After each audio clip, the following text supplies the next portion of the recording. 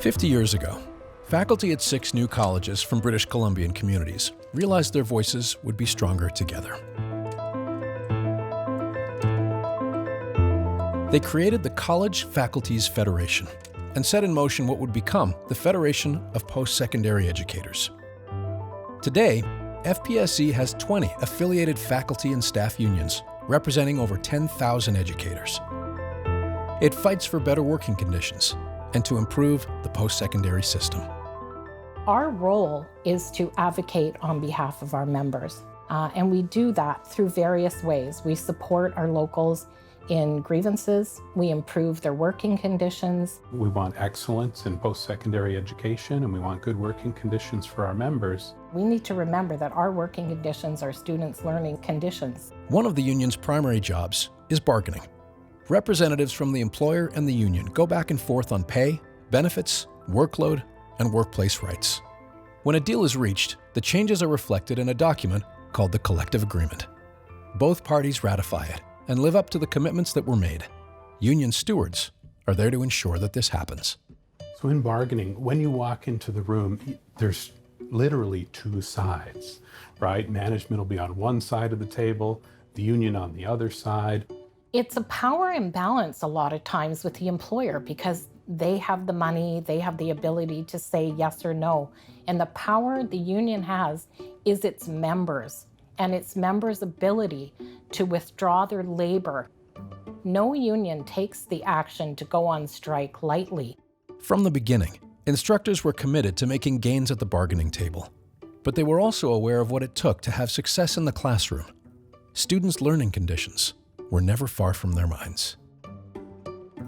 All the university transfer programs were out in ATCO trailers scattered around the site. And so that's what it looked like. I remember in the later years actually teaching there and during the melt, and there was water running down the chalkboard at the front of the room. It's almost in faculty DNA that they want to improve the outcomes for their students. They want to see their institutions getting better. They just do. And so you looked at this and said, okay, I'm going to be on the ground floor of trying to build this institution and figuring out how it functions to support community. At the same time as educators were trying to build up post-secondary access, they were dealing with overall austerity measures, massive tuition increases for their students, and attacks on unions. Refusing to bow to government pressure during the 1980s, more faculty unions joined the College Faculties Federation, including associations that represented faculty at institutes rather than just colleges. This caused the College Faculties Federation to change its name to the College Institute Educators Association, or CIA. But the association's expansion did not mean that educators were immune from the drastic changes made by the Socreds. Pensions, workers' compensation, and collective and human rights language were gutted. Tuition skyrocketed, almost doubling over the course of the decade. And for those of us who are watching what was going on with the resurrected social credit government, there's a clear message. They don't like unions much. In July 1983, firings in education and elsewhere led to outrage and sparked Operation Solidarity.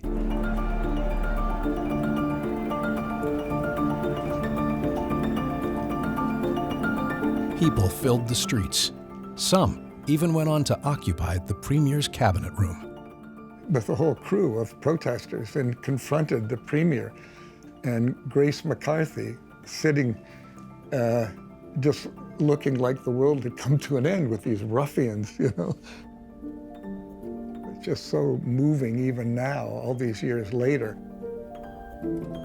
The protest spread. It wasn't just after work protest or weekend or evening protest. People left their jobs and didn't return. And they took to the streets and they paraded. By 1987, the government released its own report, Access for All. This report found that years of financial restraint had done great harm to the overall quality of education, putting BC well behind other provinces.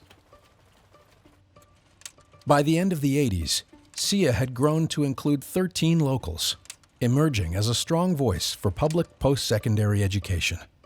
In its strength and its ability to serve its members, and through its work with other organizations, SIA had brought expertise and political capital to the broader labor movement. In 1991, the NDP replaced the Socrate government. I think it's good for the system and certainly the Federation and all its members to have a friendly government, a worker-friendly government. But especially when we've got a so-called friendly government, we need to be even push them in a way even more and provide that expertise.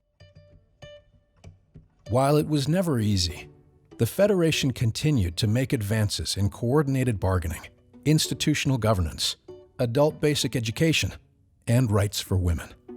Maternity leave wasn't officially realized until the 90s, but the work had begun many years earlier. It took until 2001 for top-up benefits to be actualized. President's Council at the time was exclusively male, so all the women from all the locals had lobbied the presidents to give the Stazo Women Committee official status. The presidents said there wasn't room in the budget for that. It was problematic. We could be ad hoc still. So when the President's Council met, each woman sat behind each president, respective president, and made clear through their sitting there that they were watching carefully their decision making. And it was kind of interesting. By the end of the meeting, they found the means to make the Stazo Women Committee formal. In 2001, we were in bargaining and we could see on the horizon that an election was coming. So I felt some urgency to get a collective agreement under a known entity, under a government that we understood at the time. And again, the money was limited, but we were able to work on rights. And one of the rights that was coming up through the various locals and committees of SIA were around maternity leave. The women in FPSE wanted maternity top-up to be at the bargaining table. And bargaining round after bargaining round, it got dropped off the table. And there was a motion from the Women's Committee that maternity leave, that's it. No more dropping maternity leave off the table. There wasn't a lot of support for that position, I'll be honest with you. But you know you're successful when one of the most vocal opponents at your own local, when it comes to the vote, turns around, hands you their voting card and says, "You vote my vote, Terry. I know you'll do the right thing." And so I held up those two cards and that motion passed. And we did get maternity leave top-up. Now, that ended up going into parental leave top-up and all kinds of good things, right? But we had to fight for those things. A huge milestone for the union was gaining rights for contract instructors, those for whom regular work had been just a distant dream. It was called regularization. Achieving it required a massive and concerted effort by members, which ultimately led to rotating job action throughout the province. The employers dug in. By October 1998, members were preparing for a system-wide strike. At the last moment, employers finally agreed to negotiate, and a deal was reached. Hundreds of contract faculty were regularized and began to receive the same pay and benefits as their colleagues. This was unprecedented in the post-secondary system across Canada. No one in North America had such language. In fact, past President Cindy Oliver had been on a road trip. She went to City University in New York, UCLA.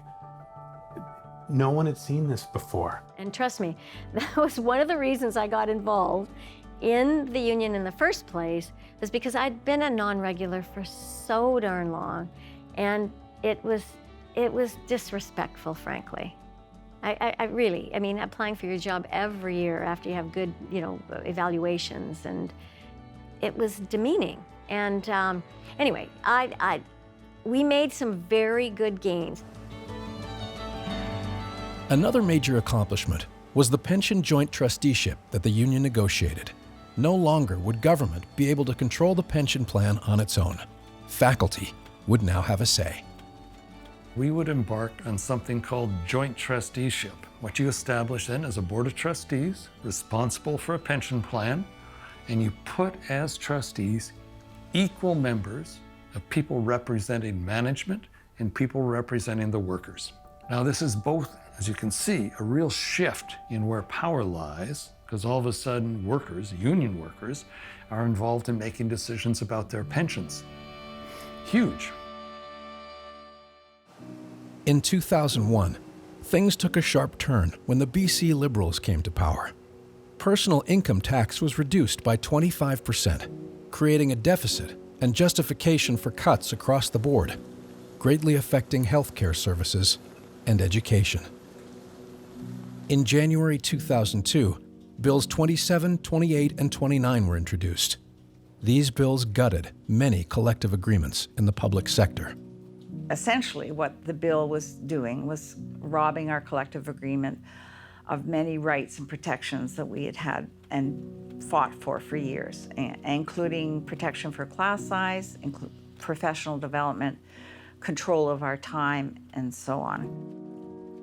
The whole labor movement just went berserk, frankly, when that happened. And there was a huge march in Victoria.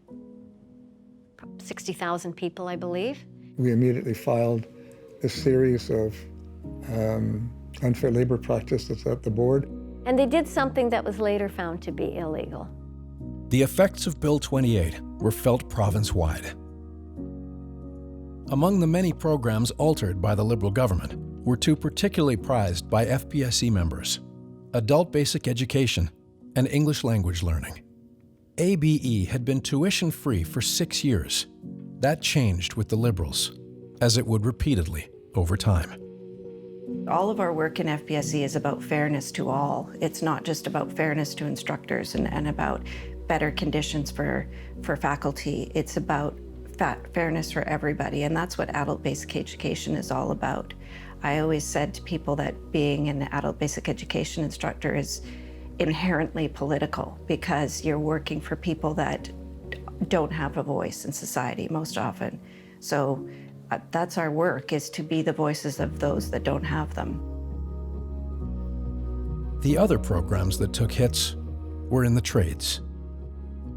Our apprenticeship system and the testing and the certification of qualification, the CFQ it's called, it was the envy of many jurisdictions. We were sending people down to South America at that time, to Chile and other countries in South America, helping to train in mining and welding, and because we were so well known. And they did something very bizarre, which was to get rid of what we call compulsory trades.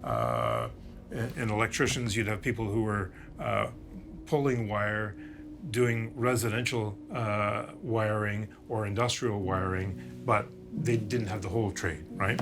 So the idea behind this is that you can get somebody to do a specific job and pay them less because they can't do everything. And it de-skills the trade. For the next decade, post-secondary institutions everywhere struggled with access issues due to financial and other challenges. Starting in 2014, FPSE mounted a campaign called Open the Doors. Being part of a greater federation is hugely important for North Island College. We are one of the 6 smallest locals in the province. We're very rural. Many people where I live on northern Vancouver Island, many of them Indigenous communities, they don't want to leave. They want to access that education where they live. And frankly, that's our job. The Open the Doors campaign really gave voice to student need, that government needs to adequately fund post-secondary education so that they can access education in their home community without the hardship of traveling upwards of 250 kilometers for one particular student that I can recall. This is a huge hardship for students, and they're prepared to do it, but it's not right. The proof that we did have an impact came within weeks of the new government coming into power in July of 2017. Two of the very first things that they did was they took the tuition fees off adult basic education, and they created an opportunity for youth who had been in foster care to have free tuition for post-secondary education. So that was an amazing victory, having tuition removed from ABE. As FPSE looks to the future, they hope to better understand and correct some of the mechanisms that impede the long march to equality. Absolutely, our members are affected by racism. Sometimes I think we have to work a little harder to make sure that all of our members have the same rights. It's an absolute challenging issue.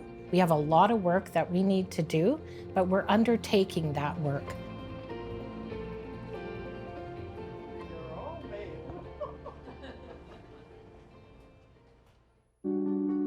I wanted to go back and work with my people. So I upgraded some more and went in for my RN training. Little did I realize that First Nations people have it rough. I don't know what it is. I always say, is it fear? Is it fear that they have? Are they afraid we'll take over instead of sharing? For those of us that have been around the system for a while, we know that the major tool for colonization is our school system. So it's really hard to get people who successfully navigated that system to put their mind to thinking about doing something that isn't entrenched in the system. We didn't really know what we wanted to do or what we should do, but we got our committee together. We call it our Decolonization, Reconciliation, Indigenization Standing Committee, a DRISC or DRISC. And every local member of our FPSE sends a representative. We see our role as developing strategies and recommendations for FPSE and our membership to try to put this calls for action into place. Because we always use this phrase, equity-seeking groups. And I said the equity-seeking group should be the main organization. We should be the equity-seeking group, as opposed to the people who have been deprived, or being the ones always seeking that. We should be on behalf of anyone, any group that we realize is not getting a fair shake. Education is the best way for people with disabilities to actually be successful in life. The Charter gives us rights, but we need support to turn those rights into reality. Most of the arbitration decisions, most of the accommodations that are now provided to people with disabilities have been won in a labor background with the support of unions. And so as FPSE makes education, period, more inclusive, more accepting, more supportive of people with disabilities, that will have a trickle-down effect where our students are also better prepared to be employed in the workforce. FPSE's future agenda is full. Members are working hard to address inequities in contract labor and overall funding pressures. Equal pay for equal work continues to be a rallying cry. You shouldn't have two instructors teaching the same course side by side, and one gets paid a living wage, a wage that allows you to remain in your city, And right next door, the other faculty member is maybe receiving 40% of that wage. 50% depends on where you are. I think non-regular faculty at Emily Carr have a really difficult time. They're faced with some of the lowest salaries for their positions anywhere across Canada. They have little to no opportunity for advancement, and they have absolutely no job security. During the last 10 years, as some colleges became special-purpose teaching universities, they anticipated increased opportunities, but encountered unexpected challenges. We went right from being a community college to being a special-purpose teaching university. We quickly realized to operate as a university, a bicameral governance system, running a Senate, meeting all the reporting requirements came with a lot more obligations.